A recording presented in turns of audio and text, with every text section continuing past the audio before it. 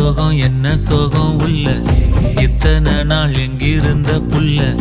இருள தேடும் வேலைக்கில்ல ஒளியா வந்த எனக்குள்ள